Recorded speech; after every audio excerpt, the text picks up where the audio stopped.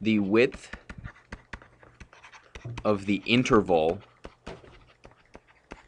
is 2. Can someone tell me what the starting value is? It's right there in front of you. 5. 5. Starting value of interval. 5 to 7. When we had what was our starting interval yesterday?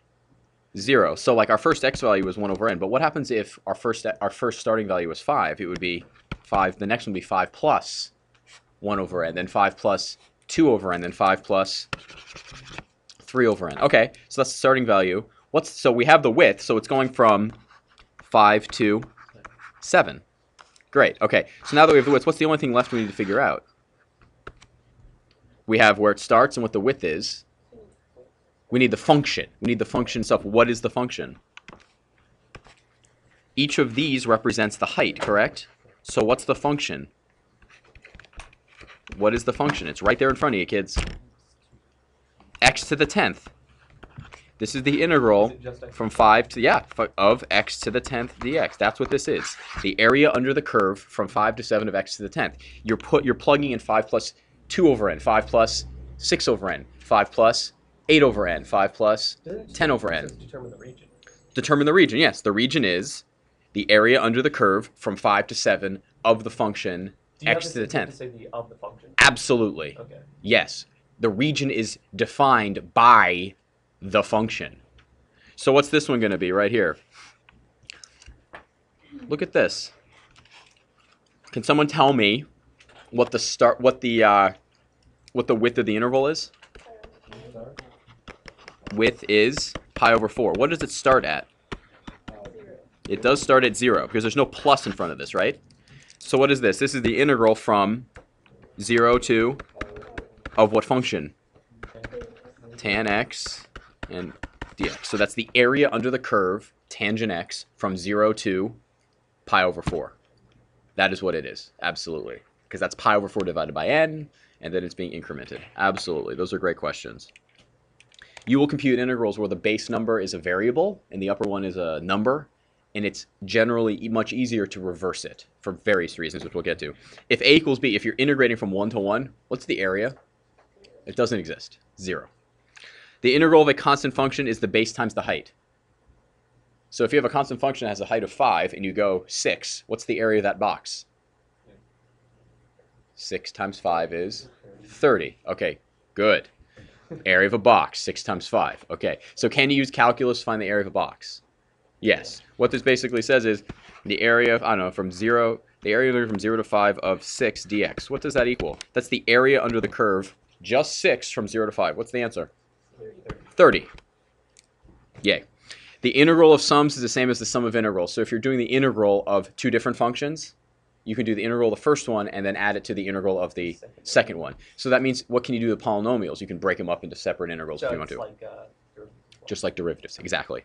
Constants can be carried to the outside of an integral. So what that means is if you have the integral from a to b of a constant times f of x dx, what can you do with that constant? Exactly. And is that sometimes very, very helpful? Yeah. It just means you can just multiply at the end as opposed to multiplying all the pieces. The integral of a difference is the same as the difference of integrals. Not surprising because the integral of a sum is the sum of the integrals. The integral from a to b plus the integral from b to c is the integral from a to c. Does that make logical sense? Now here's the thing. Does this have to be true for that rule to be true? No. It doesn't. It doesn't. If you take the integral from like 1 to 6, and then you're adding to it the integral from you want to do the integral from like 6 to negative 5. That's the same thing as doing the same thing from 1 to negative 5. Which makes sense. If you think about it, the areas overlap, they just obliterate each other. Because if you take the area from a to b, and you add up and then you add to it the area from b to a, what happens? Negative. It's negative. So No, it isn't. It's addition and subtraction. It's addition and subtraction of the same thing. So just remember, this does not have to be true.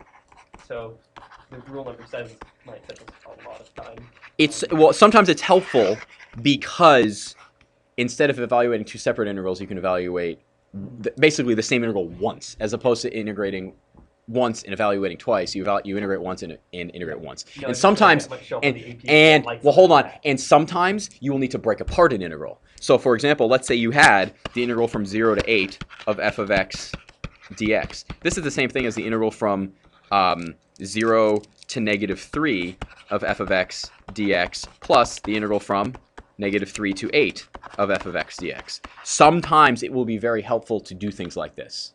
Will it be easier when you get to that kind of situation to see that, or will it be like one of those things where you...